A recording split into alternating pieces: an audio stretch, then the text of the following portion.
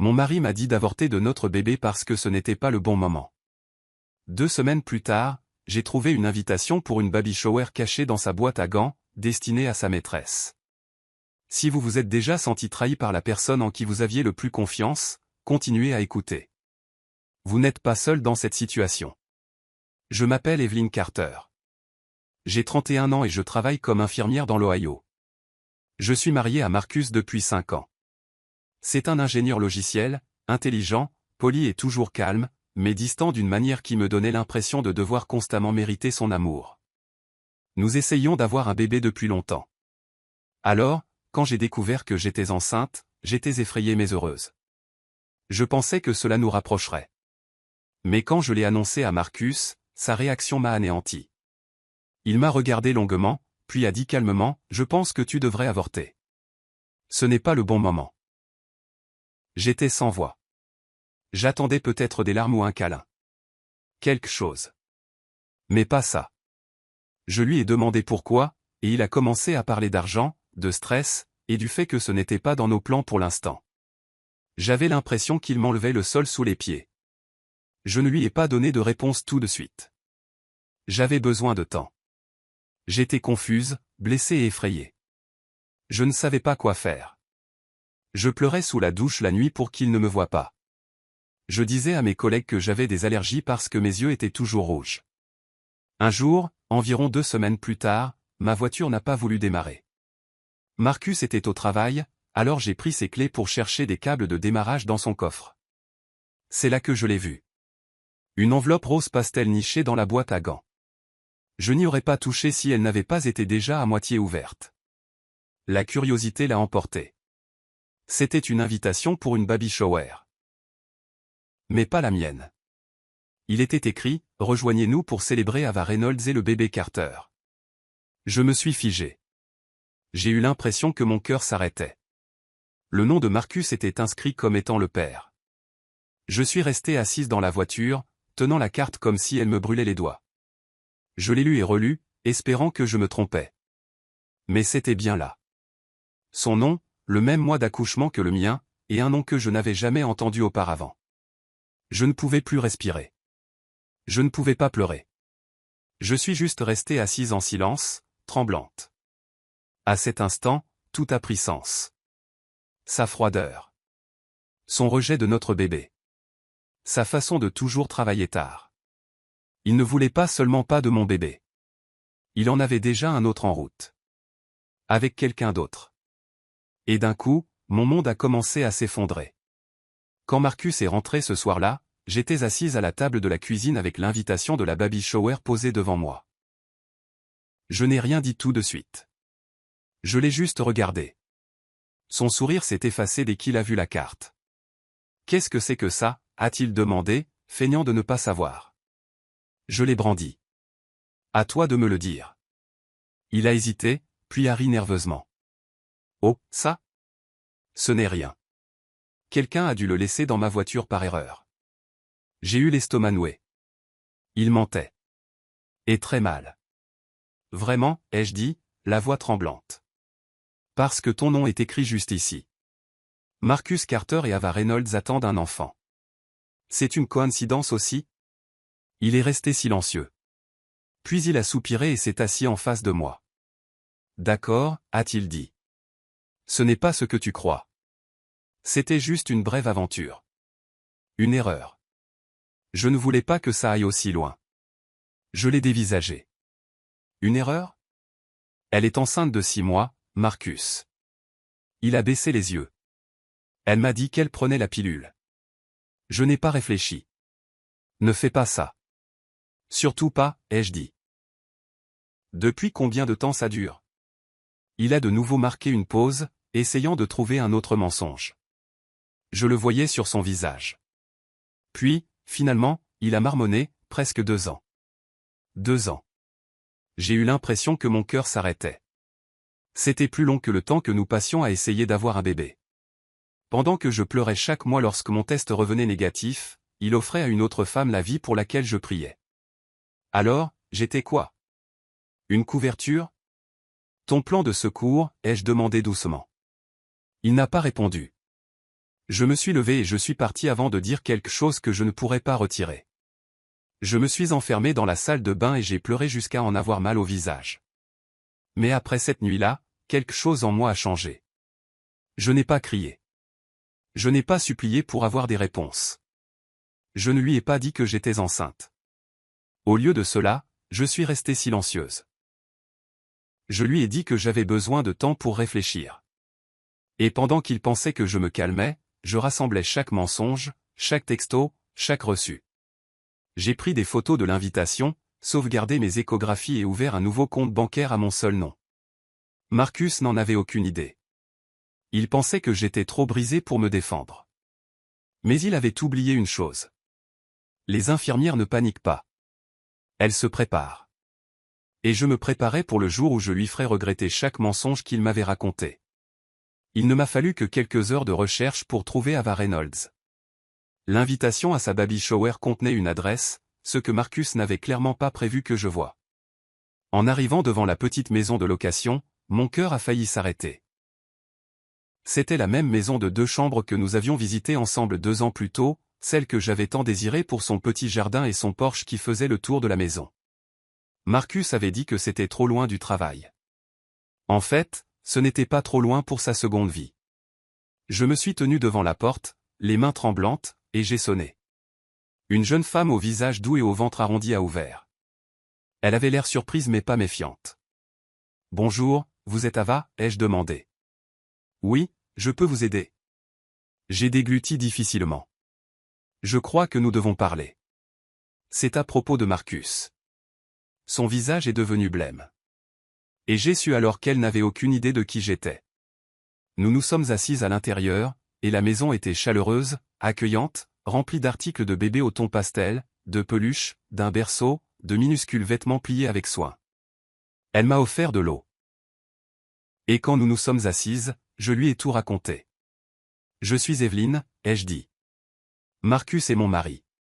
Nous sommes mariés depuis 6 ans. » Sa bouche s'est ouverte en grand. « Non, il m'a dit que vous étiez séparés, que le divorce était presque finalisé. » Il a menti, ai-je dit doucement. Elle m'a regardé longuement, puis s'est levée lentement. Elle est allée dans sa chambre et est revenue avec une petite boîte en velours.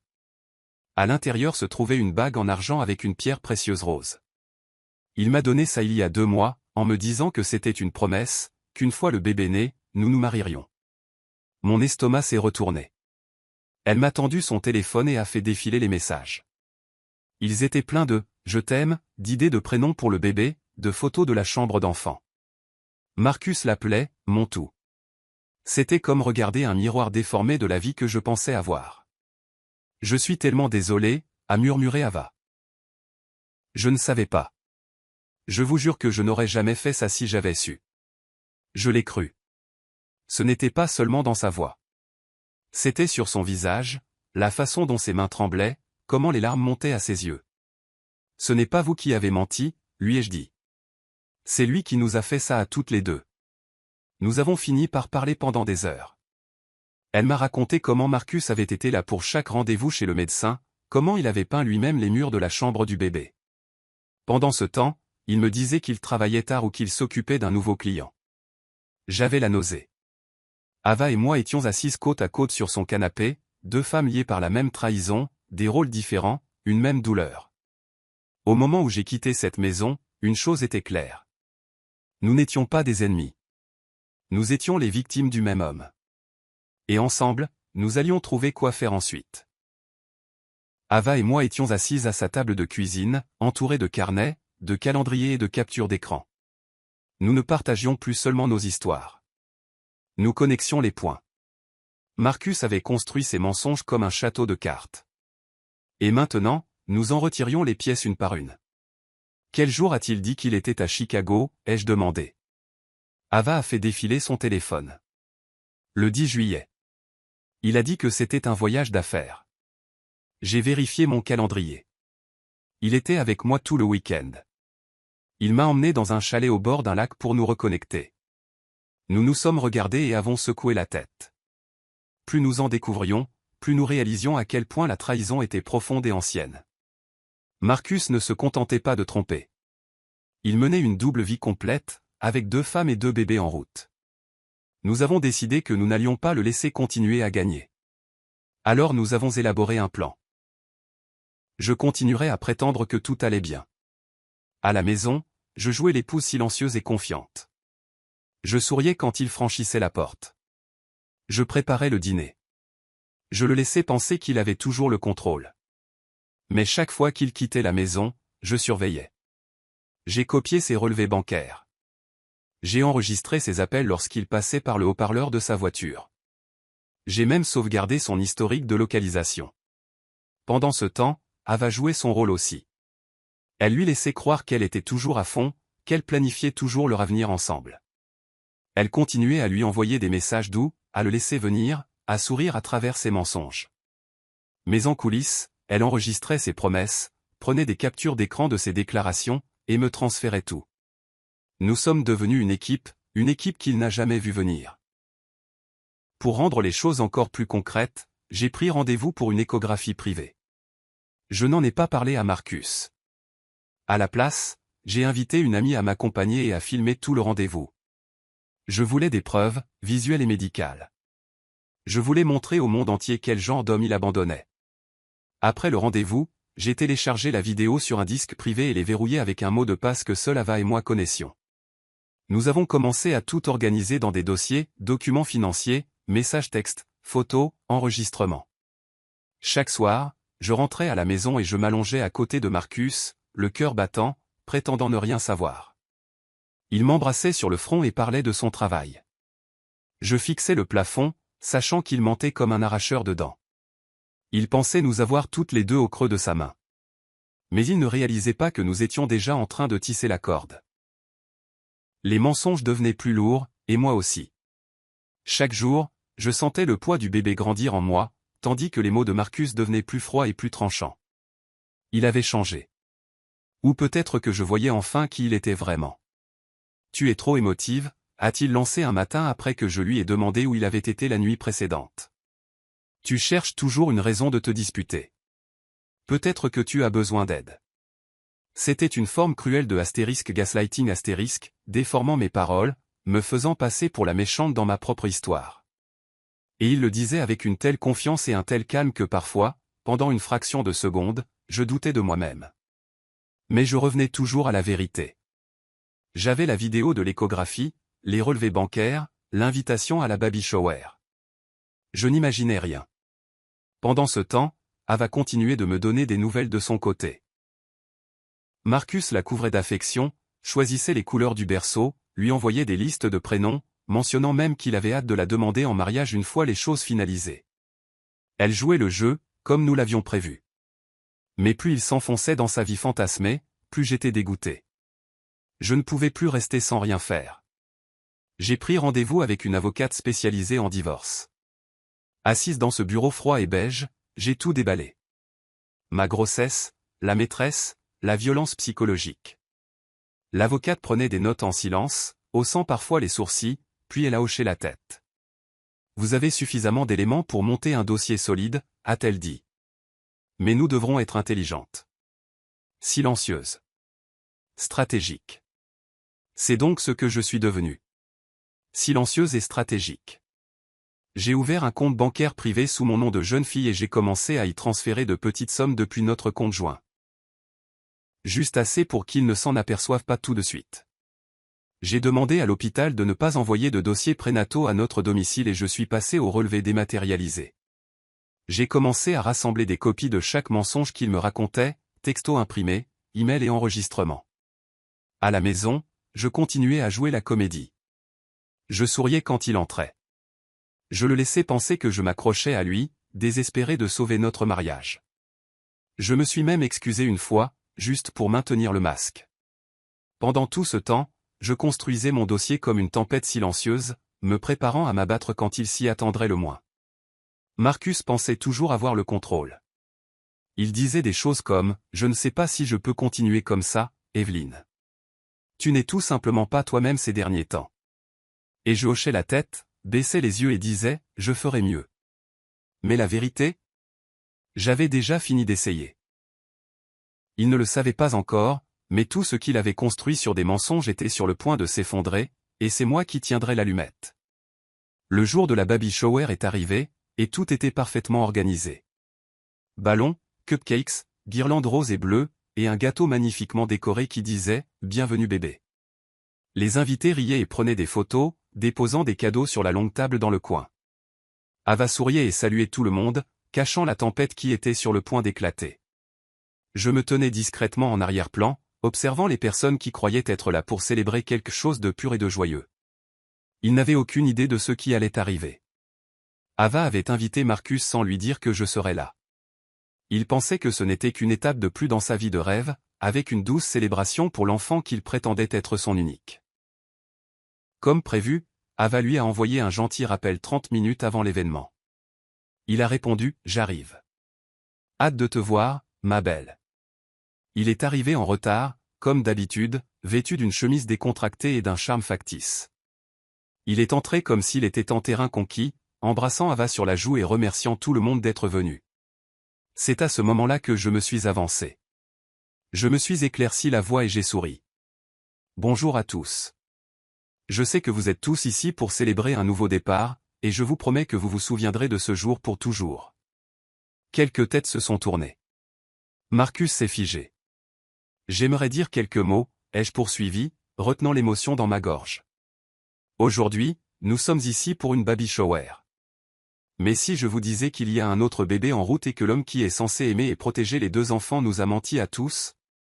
Des halètements ont résonné. Le visage de Marcus est devenu blême. Il a essayé de parler, mais j'ai levé la main.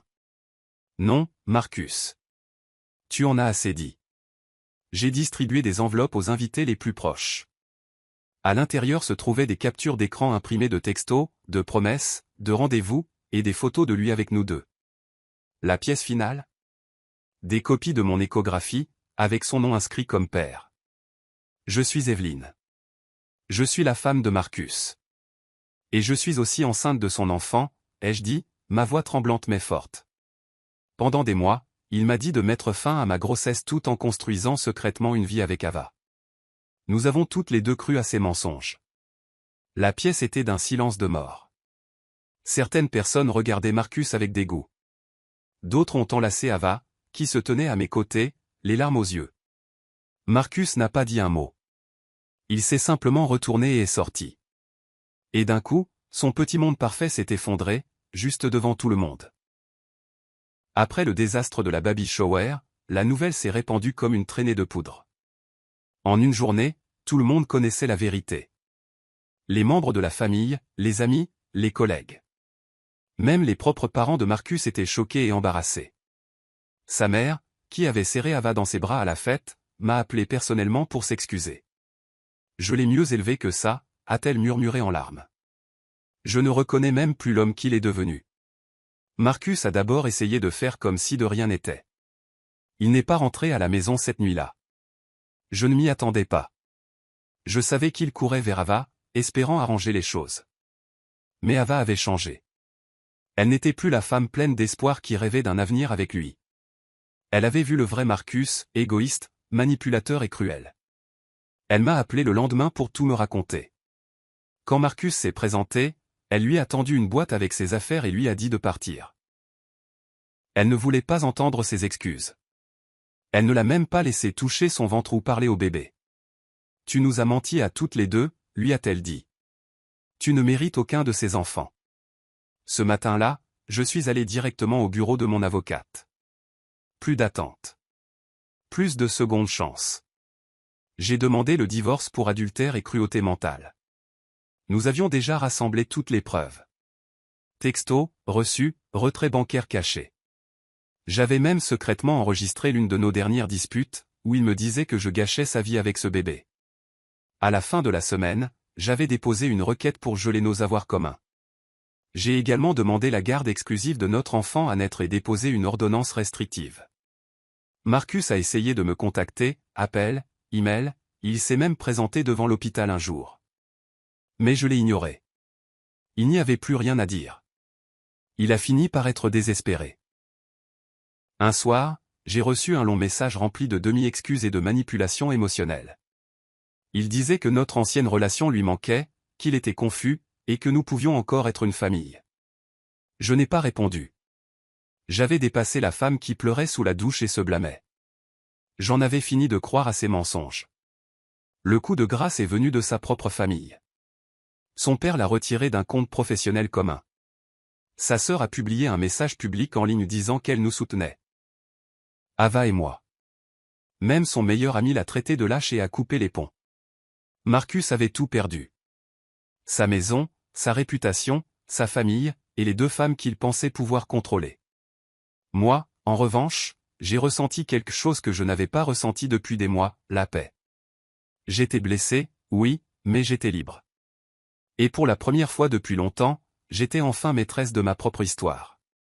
Les audiences au tribunal se sont succédées rapidement, et la tension dans la salle était palpable chaque fois que nous y entrions.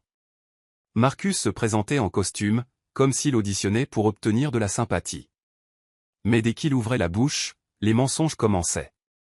Il a prétendu que le bébé que je portais n'était pas le sien.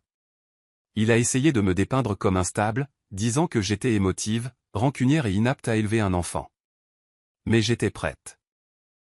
J'avais des dossiers, des documents prénataux avec son nom, des reçus de visite chez le médecin qu'il avait signé, et même des captures d'écran de textos où il reconnaissait la grossesse. Ava a également soumis une déclaration sous serment au tribunal, confirmant la liaison et tout ce qu'il nous avait dit et fait à toutes les 2. Elle n'a même pas sourcillé lorsqu'elle a été appelée à témoigner. Sa voix était stable. Elle a raconté au juge exactement comment Marcus avait menti, manipulé et nous avait abandonnés toutes les 2 au moment où nous avions le plus besoin d'honnêteté. Marcus a continué d'essayer de retarder les choses, déposant des documents de dernière minute et refusant de coopérer à la médiation. Mais chaque fois qu'il tentait de déformer l'histoire, j'avais des preuves. Capture d'écran, relevés bancaires, messages vocaux, tout. J'avais passé des semaines à me préparer pour cela, et maintenant, cela portait ses fruits. Le juge n'a pas été impressionné par la performance de Marcus. Ses tentatives pour se dérober à ses responsabilités n'ont fait qu'aggraver son cas. Après une longue et épuisante audience, le juge a rendu son verdict. On m'a accordé la maison, la garde exclusive de notre enfant et une pension alimentaire. Mais ce n'était pas tout. Ava avait également demandé une pension. Marcus avait essayé de s'y soustraire aussi, niant à nouveau sa paternité. Mais Ava avait des preuves. Le tribunal a ordonné un test ADN, et lorsque les résultats ont confirmé qu'il était le père, il a été condamné à lui verser également une pension alimentaire. C'était comme voir son petit monde parfait s'effondrer, brique par brique. Il a dû vendre sa voiture pour couvrir les frais de justice. L'entreprise technologique pour laquelle il travaillait l'a mis en probation à cause du scandale, et avec sa réputation en ruine, il n'avait plus personne sur qui compter. Finalement, Marcus a emménagé dans un appartement exigu et délabré en périphérie de la ville. Pas de meubles de luxe, pas de projet de chambre d'enfant, juste le silence et les conséquences de ses propres choix. Pendant ce temps, je suis rentré chez moi, dans ma maison, avec mon enfant qui grandissait en moi et la paix qui revenait lentement dans ma vie. J'avais traversé la tempête, et j'en étais sorti plus forte. Marcus avait essayé de briser 2 femmes. Au lieu de cela, nous nous étions libérés. Les mois ont passé, lentement mais sûrement, chacun apportant un peu plus de paix, un peu plus de guérison. J'ai donné naissance à une magnifique petite fille, Lily Grace. Au moment où je l'ai tenue dans mes bras, chaque once de douleur que j'avais portée m'a semblé plus légère. Elle était à moi. Un nouveau départ, une raison de continuer, de construire quelque chose de plus fort et de plus lumineux que ce que j'avais laissé derrière moi. Ava et moi sommes restés en contact. Après tout ce que nous avions traversé ensemble, c'était tout simplement logique. Nous n'étions pas seulement des femmes qui avaient été trompées par le même homme, nous étions des survivantes de la même tempête.